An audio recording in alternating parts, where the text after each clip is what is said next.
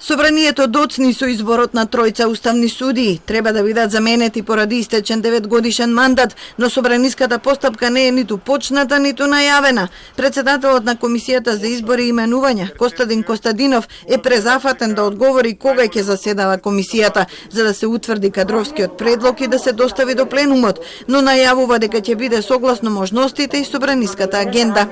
Експертската јавност очекува собранието да собере сили и да си ја исполни уставната функција во изборот на судиите. Подсетуваат дека ако требало ваква сериозна надлежност да се извршува со 6 судии, уставотворецот немало да предвиди 9. Веројатно има некој проблем во гарнитурата која што треба да ги предложи тие уставни судии, меѓутоа тоа во никој случај не смее да биде оправдување.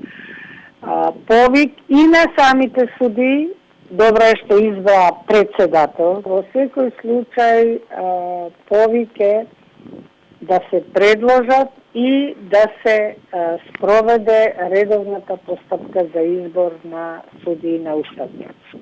Ова не е прв пат собранието да дозволи судот да работи во намален состав. Поранешниот председател на Уставниот суд Трендафил Ивановски има такво искуство. Имало моменти кога Уставниот суд исто така се нашол во позиција да работи со 6 судии. Но тоа било сепак еден пократок период.